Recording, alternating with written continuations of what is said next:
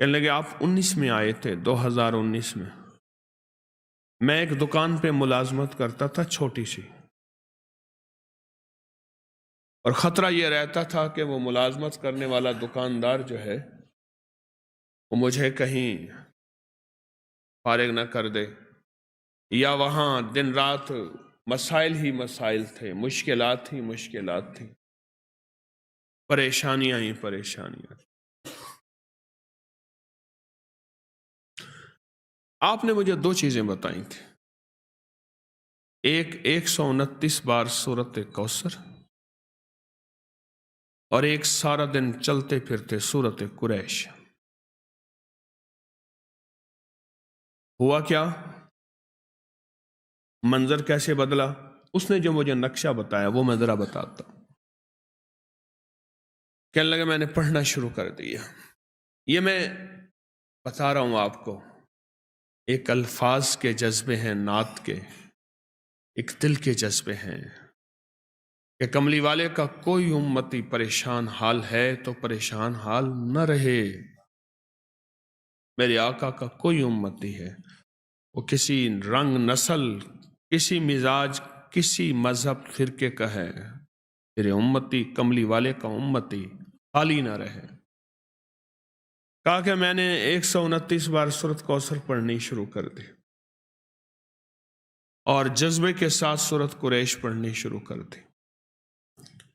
یہ جو انہوں نے لفظ جذبہ کہا ہے نا، یہی جذبہ فیصلے کرواتا ہے۔ الفاظ سے زیادہ کیفیات فیصلے کرواتے ہیں۔ میری بات پہ غور کریں، مظلوم کے پاس کوئی اسم اعظم نہیں ہوتا، مظلوم کے پاس ایک جذبہ ہوتا ہے، وہی جذبہ عرش الہی کو ہلا دیتا ہے۔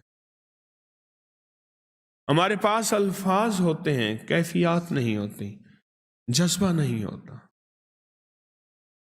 اور جذبے کی کمی کی وجہ سے ہم محروم رہ جاتے ہیں۔ پھر کہتے ہیں اتنا عرصہ آئے، اتنا عرصہ کیا، کیوں نہیں ملا؟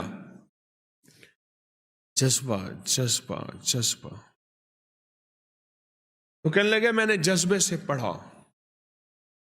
جذبے سے پڑھا۔ میں ایک کھجور کی دکان پہ کام کرتا تھا، چھوٹا سا ملازم تھا۔ ایک بڑا گاہک آیا کنٹینر کا، دوسرے ملک کھجور بھیجنی تھی،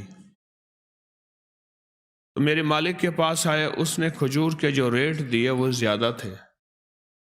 انہوں نے کہا آپ زیادہ دے رہے ہیں، کچھ کم کر دیں۔ انہوں نے کہا یہی ہیں ہمارے ریٹ، اور وہ میرا مالک مدینہ کی منڈی کا بڑا سوداگر ہے، اور ایسا سوداگر ہے وہ جو ریٹ نکالتا ہے وہی چلتا ہے۔ کہا کہ انہوں نے مجھ سے رابطہ کیا، میرے رابطے تھے چونکہ اور تاجروں سے، میں نے کم ریٹ پہ وہی چیز ان کو دے دی، کنٹینر بھر کے بھیج دیا، اور مجھے اتنا بچ گیا۔ کہا کہ وہ سب سے پہلا تحفہ تھا 129 بار سورۃ کوثر اور سورۃ قریش کا۔ 19 گیا، 20 گیا، 21 گیا، اب 22 بھی گیا۔ آج میں خود تاجر ہوں، آج میں خود تاجر ہوں۔